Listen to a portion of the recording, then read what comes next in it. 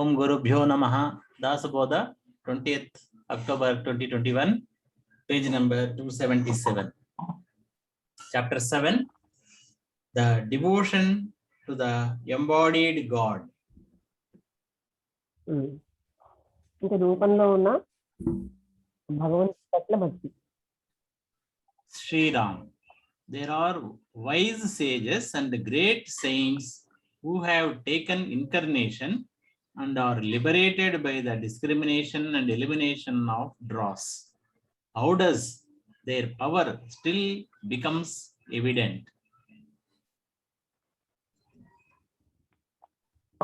ఇదే మొదలు కదండి. అవును మేడం, ఫస్ట్ పాయింట్. జ్ఞానులు, ఎంతమో జ్ఞానులు, గొప్ప మహాత్ములు కూడా వాళ్ళు జన్మనెత్తారు, ముక్తిని పొందారు వివేకంతో. తర్వాత ఫ్రీడంతటిని తీసేసుకున్నారు. వాళ్ళ శక్తి ఏ నిజంగా నిరూపితమైంది? This is the question of the listener. Very properly put, all should listen with attention. So said the speaker.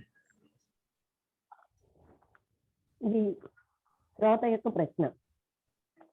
దీనిని అందరూ జాగ్రత్తగా వినండి అని భక్త చెప్పారు. The wise became free and left this visible world, but their power is evident. However, this does not mean that they have come back by the force of their desire. జ్ఞానులు ముక్తిని పొంది వాళ్ళు ఈ దృశ్య ప్రపంచాన్ని వదిలేసారు, కానీ వాళ్ళ యొక్క శక్తి మాత్రం మనకి క్లియర్ గా ఉంది. ఏదేమైనప్పటికీ దీని అర్థం వాళ్ళేమో కోరికతో వచ్చారని మాత్రం కాదు. People see miracles. They consider them to be real, but we have to examine this deeply. ప్రజలు అద్భుతాలు చూస్తూ ఉంటారు, వాళ్ళు ఇది నిజం అని అనుకుంటున్నారు. అయితే దీన్ని మనం లోతుగా పరిశీలించాలి. When these sages were living, there were innumerable miracles, and these things are still happening. You have to consider these things by direct knowledge. ఈ మహాత్ములు జీవించినప్పుడు అనేకమైనటువంటి అద్భుతాలు జరిగాయి. ఇవన్నీ కూడా ఇప్పటికీ జరుగుతున్నాయి. ఇవన్నీ మనం డైరెక్ట్ నాలెడ్జ్ గానే తీసుకోవాలి, direct జ్ఞానంగా. When the sage leaves his body, he does not come back, but people really experience that they have seen him. What are you going to say about this miracle? This is also the question of the listener.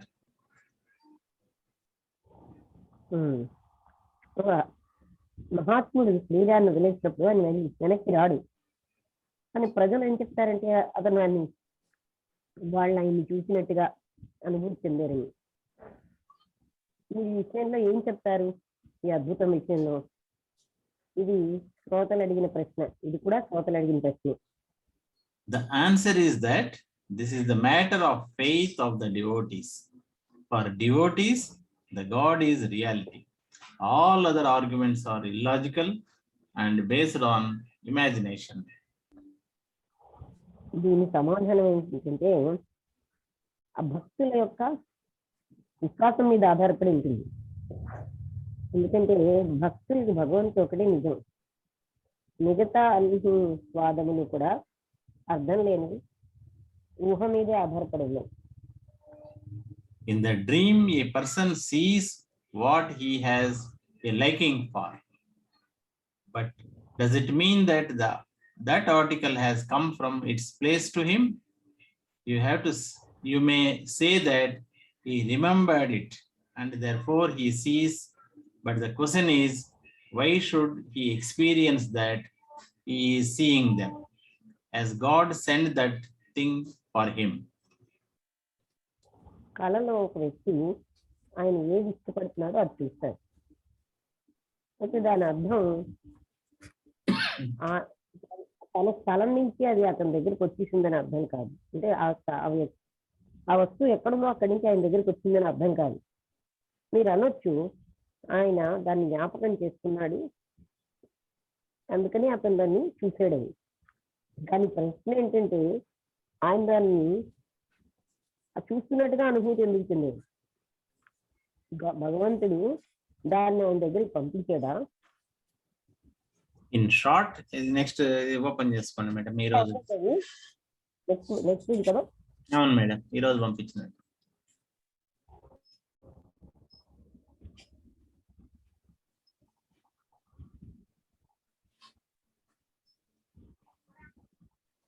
ఇంకా open అవుతుంది.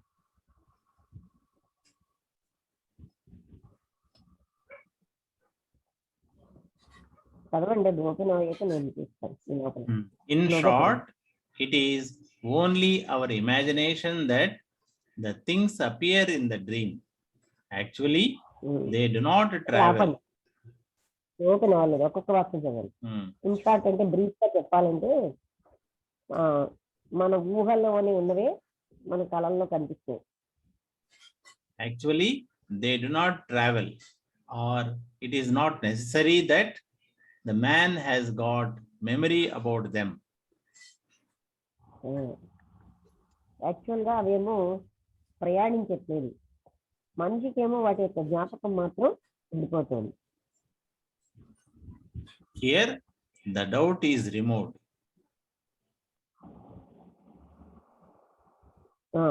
ఇక్కడ సందేహం తీరిపోయింది అంటున్నారు. Please do not imagine that a man of self-knowledge comes back by taking another birth. అది అంటే ఆత్మజ్ఞానాన్ని పొందిన వ్యక్తి మరొక జన్మ ఎత్తినట్టుగా ఊహించుకోకండి.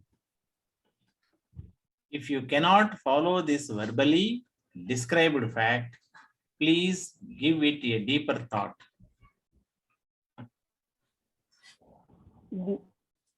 చెప్పినటువంటి వివరించినటువంటి సత్యాన్ని మీరు ఫాలో అవ్వలేకపోతే కొంచెం లోతుగా ఆలోచించండి.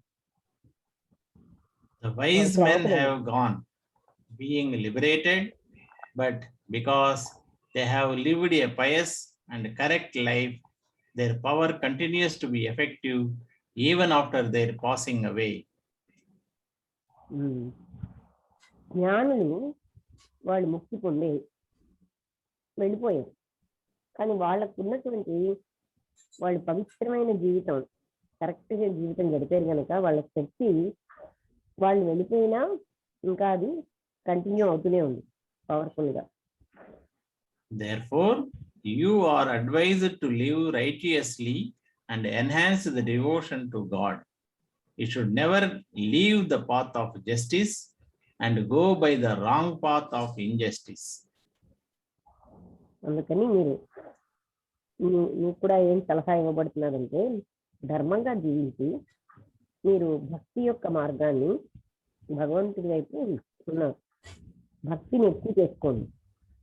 మీరు ఎప్పుడు కూడా అధర్మమైనటువంటి అన్యాయమైన మార్గాన్ని వెళ్ళకూడదు,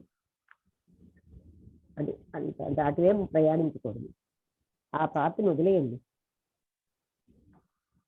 You should observe repetition of mantras, fixing certain programs for it.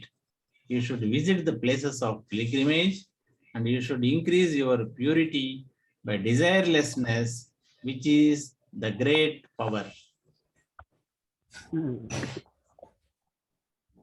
మీరు అబ్జర్వ్ కొన్ని మంత్రాలని ఒక ప్రోగ్రామ్ గా పెట్టుకోండి, దాన్ని జపించండి. మీరేమో తీర్థయాత్రల్ని వెళ్ళి అక్కడ ఆ స్థలాన్ని సందర్శించి మీ యొక్క పవిత్రత్వాన్ని, మీ యొక్క కోరికలేనితనాన్ని, అవే చాలా పవర్ఫుల్ విషయాలు, వాటిని పెంచుకోండి అంటారు. If there is definite attention without any doubt towards the observed reality, then this power can be had even by path of knowledge. You should not do anything which will disturb your aloneness. ఇంకే కానీ సరైనటువంటి మార్గం తెలిస్తే సరి అయినటువంటి అటెన్షన్తో ఏ రకమైన సందేహం లేకుండా ఆ పరమమైనటువంటి సత్యాన్ని టువర్డ్స్ ది అబ్సల్యూట్ సత్యం వైపుగా ప్రయాణించండి. అప్పుడు ఈ శక్తి జ్ఞానం వల్ల కూడా వస్తుంది. కానీ అయితే మీ యొక్క ఒంటరితనాన్ని డిస్టర్బ్ చేసేది ఏది కూడా మీరు చేయకండి. There should be faith somewhere in one Guru and in one God. If there is no faith, everything is in vain. మీ యొక్క విశ్వాసం ఎక్కడో ఒక దగ్గర ఉండాలి. ఒక గురువులోనో ఒక భగవంతుడి మీద. ఏ విశ్వాసం లేనప్పుడు అది వృధావే. If a man thinks that as he has attained knowledge of the abstract, he may neglect devotion to God with attributes, he will be losing on both the sides. ఒక వ్యక్తి ఆలోచిస్తే వచ్చి తనకేమో అనంతమైన జ్ఞానం వచ్చిందని, అంటే ఆ పరమ జ్ఞానం, అందుకని ఆయన భగవంతుడి పట్ల భక్తిని ఆ గుణగణాలని వదిలేయచ్చు. అప్పుడు ఆయన రెండు కోల్పోయిన వాడు. అంటే తన ఊహలో ఆయన ముక్తిని పొందాడు అనుకోవచ్చు, అందుకని ఆయన భక్తిని వదిలేస్తాడు. అందుకని ఆయన రెండు కోల్పోయిన వాడు అవుతాడు. In his case, there is neither devotion nor knowledge, and only pride takes over in between. Therefore, japa and meditation should never be dropped. ఆయన విషయంలో భక్తి లేదు, జ్ఞానం రాదు, ఒక్క గర్వం మాత్రం మిగులుతుంది. అందువలన జపం, ధ్యానం ఎప్పుడు కూడా వదలకూడదు. One who lives doing devotion on the personal level of a God with qualities may be a man of knowledge, but he will be unsuccessful in the attainment of Brahman. Therefore, this devotion should not be neglected. ఎవరైతే వ్యక్తిగతంగా భగవంతుడిని ఆయన గుణగణాలతోటి వదిలేస్తూ ఉంటాడు, పూజించడం వదిలేస్తాడు, with quality maybe A man of knowledge, అతని జ్ఞానం ఉండొచ్చు, కానీ ఆయన జయప్రదం కాలేదు పరబ్రహ్మని పొందడంలో. ఎందుకంటే ఆయన భక్తిని మాత్రం ఆయన నెగ్లెక్ట్ చేయకూడదు. No doubt there is no equal to the devotion which is having no motive, but that is not possible without extraordinary mental power. నిస్సందేహంగా అంటే ఉద్దేశ్యం లేకుండా ఏ మోటివ్ లేనటువంటి భక్తికి సమానమైనది ఏమీ లేదు. అంటే ఏది ఒక కోరిక లక్ష్యంతో లేని భక్తికి సమానమైంది అంటే కోరిక లేని భక్తి అనుకోండి. బట్ అది మాత్రం ఒక అంటే అద్భుతమైన మానసిక స్థితి ఉంటే గానీ అలాగే చేయలేరు వ్యక్తులు. By desire, the fruit is at hand, but by desireless devotion, God himself becomes one with the devotee. There is great difference between the fruit and the God. కోరిక వల్ల ఫలితం చేతిలోకి వస్తుంది. కోరిక లేకుండా ఉన్న భక్తి వల్ల భగవంతుడే భక్తుడైపోతాడు, భక్తుడికి భక్తుడైపోతాడు. అందుకని చాలా తేడా ఉందన్నమాట ఈ రెండింటికి. అంటే కోరిక వల్ల వచ్చే ఫలితానికి భగవంతుడికి మధ్యలో చాలా తేడా ఉంది భగవంతుడిని పొందడానికి. God has innumerable such fruits, but if you take the fruit, it will separate you from God. Therefore, you should have devotion to God without any motive. భగవంతుడి దగ్గర అలాంటి ఫలితాలు లెక్కలేనవి ఉన్నాయి. మీరే కానీ ఫలితాన్ని తీసుకుంటే అది భగవంతుడి నుంచి మిమ్మల్ని వేరు చేస్తుంది. అందుకని మీకు భగవంతుడి పట్ల భక్తి ఏ రకమైన కోరిక లేకుండా ఉండాలి. The achievement of desireless devotion is so great that you have limitless power. Compared to that, ordinary temporary fruits are very insignificant. ఏ కోరిక లేని భక్తి అనే దానికి చాలా అద్భుతమైన అనంతమైన శక్తి ఉంటుంది. దాంతో పోలిస్తే మనకి ఈ కోరికతో వచ్చిన ఫలితాలు అతి తక్కువ, స్వల్పం. In the case of desireless devotion, it so happens that if at all there is any wish in the mind of the devotee, God himself fulfills it without asking. There is no necessity to conceive duality as the devotee and the God.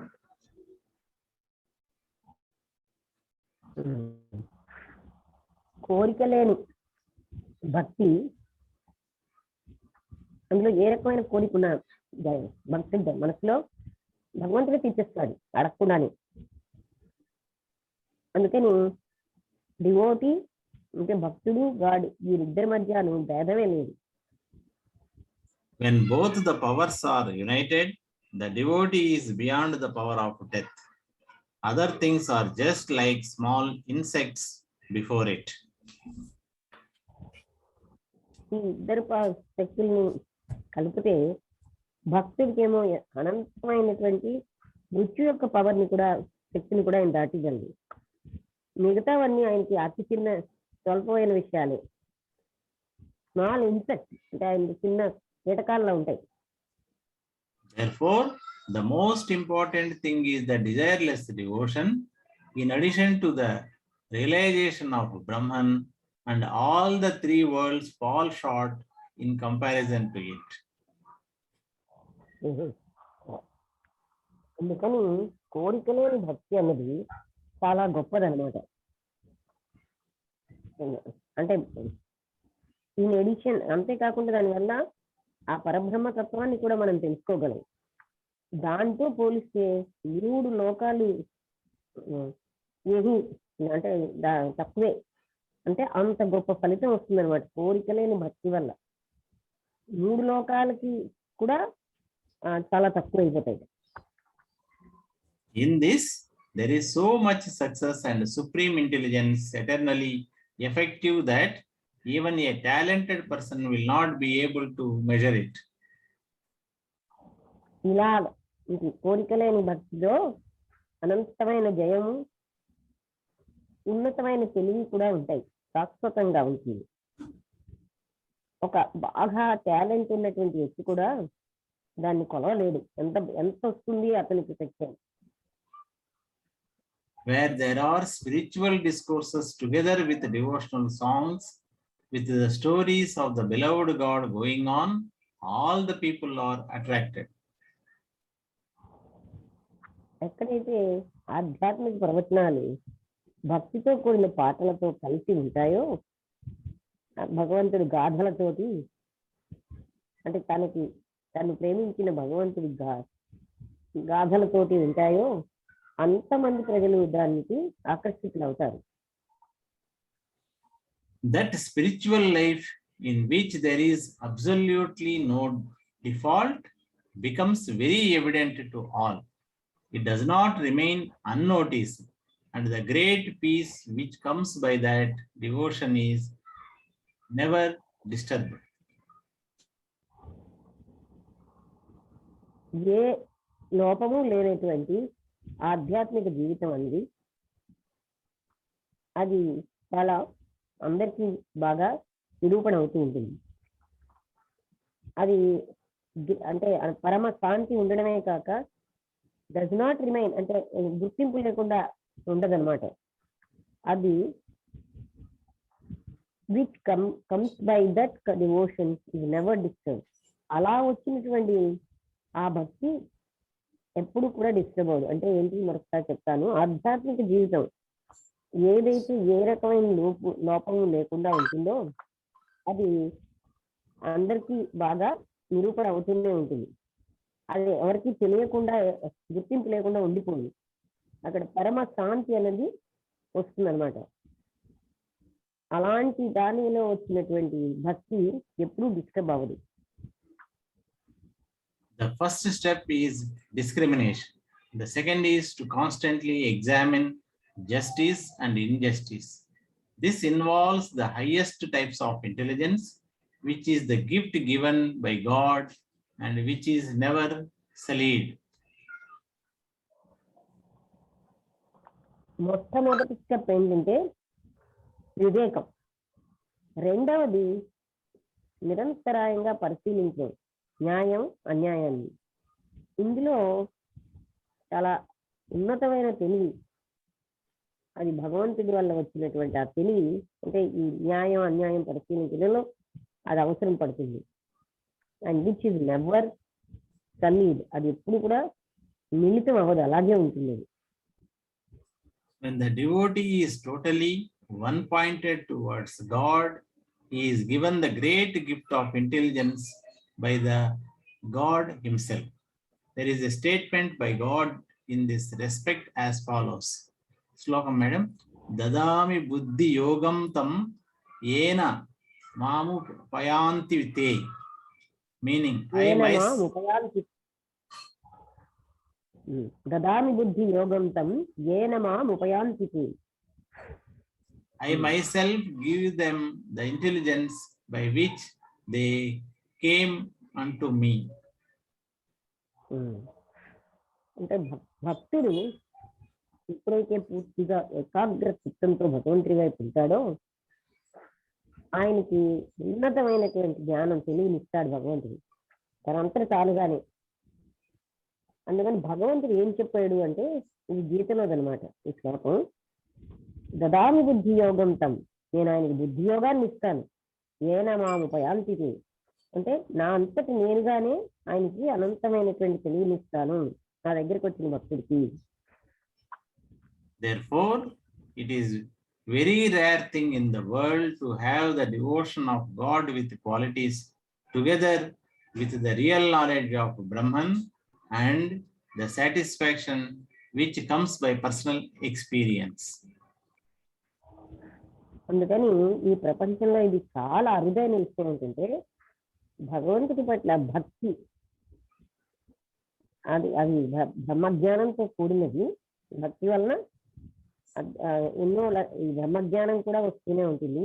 ఆ తృప్తి అన్నది వ్యక్తిగతమైన అనుభవంతోనే ఉంటుంది. Thus, in the 10th Dashka of Dasabodha, in the dialogue between the Guru and the disciple, this 7th chapter by name, the devotion to the embodied God is completed here. అందుకని దాసబోధలో 10వ దశకం గురు శిష్య సంవాదంలో 7వ చాప్టర్, అది రూపంలో ఉన్న భగవంతుడి పట్ల భక్తి అనేది ఇక్కడితో అయిపోయింది. ఒక 10 minutes ఉంది మేడం, స్టార్ట్ చేస్తాము నెక్స్ట్ చాప్టర్. ఒక 5 పాయింట్లు చదువుదాం. Okay madam. Chapter 8, the importance of actual experience. అంటే అసలైనటువంటి అనుభూతి యొక్క ప్రాముఖ్యత. Sriram, please listen to the science of actual experience. Wise are they who verify by experience. Others who have no experience of what is taught are simpletons.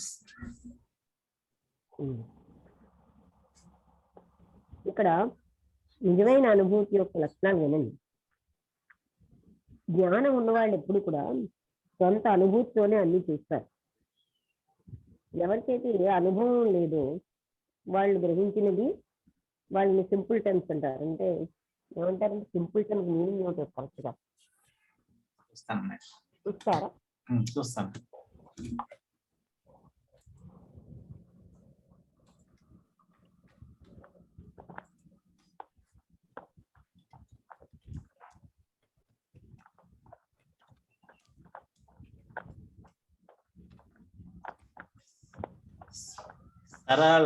సరళతలో ఉంది madam. ఇంకా సరళత, ఇంకా చూపించాలి.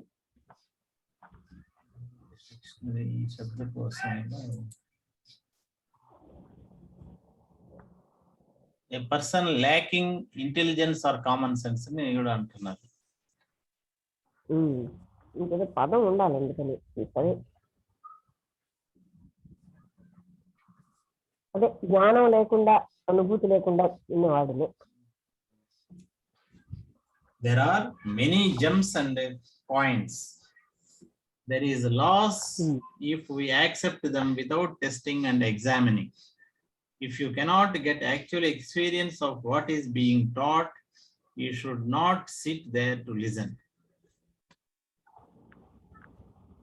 ఎన్నో అంటే విలువైనటువంటి రాళ్ళు, అంటే జెమ్స్ అంటే చాలా విలువైనటువంటి వైడూర్యం, మాణిక్యాలు అలాంటివి. అలాగే ఎన్నో కాయిన్స్ కూడా ఉంటాయి. మనం వాటిని పరీక్షించకుండా తీసుకుంటే నష్టపోతాం. మనకి నిజమైన అనుభూతి అనేది లేకపోతే అక్కడ కూర్చుని వినకూడదు. If you cannot get actual experience of what is being taught, చెప్పిన దాని యొక్క అనుభూతి మనకి లేకపోతే మనం వినడం సుధా అన్నట్టుగా చెప్తున్నారు. When a horse is tested by actually riding upon it and is found fit, we may purchase it. If a weapon is found good on experimenting, we may purchase it. That is what wise persons should do. ఒక గుర్రాన్ని మనం కొనాలనుకుంటే దాని మీద కూర్చుని స్వారీ చేసినప్పుడే అది మనం కొనవచ్చు. పరీక్షించినప్పుడు అది సరిగ్గా ఉంది అని మనం నిర్ణయించుకుని కొనుక్కోవచ్చు. అలాగే ఒక ఆయుధాన్ని కొనాలనుకుంటే దాన్ని పరిశీలించి ఎక్స్పెరిమెంట్ చేసి ఇది మంచిది అని తెలుసుకున్నాకే కొంటాం. అది జ్ఞానులైన వాళ్ళు ఇలాంటి పనులు చేస్తారు. Seeds should be tested to see if they sprout. Then we may spend money and purchase those seeds. Similarly, if there is personal verification, then we may listen to the discourse. విత్తనాలను ముందు పరీక్షించి అవి మొలకెత్తుతాయని తెలిసినప్పుడే కొనాలి. అప్పుడు వాటిపైన మనం ఖర్చు పెట్టినా ఆ విత్తనాలకి పట్టొచ్చు. అదేవిధంగా వ్యక్తిగతమైనటువంటి వెరిఫికేషన్ అనుభవం, అంటే డిస్కోర్స్ అంటే ఏదైనా ఒక ఉపన్యాసం అది విన్నప్పుడు వ్యక్తిగతమైన అనుభవంతో వెరిఫై చేసుకోవాలి. If a medicine is proved to be health giving by many persons, then that medicine may be taken. ఏదైనా ఒక మందు ఎంతో మంది పరీక్షించి ఇది ఆరోగ్యాన్ని ఇస్తుంది అని చెప్తే దాన్ని మనం కొనుక్కోవచ్చు, తీసుకోవచ్చు. ఇక్కడితో ఆపేద్దామండి. ఎంత అయింది? ఇంకా టైం ఎంత? టైం ఇంకొక 5 minutes ఉంది మేడం.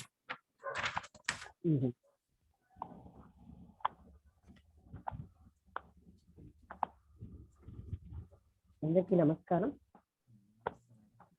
అందరికీ నమస్కారం.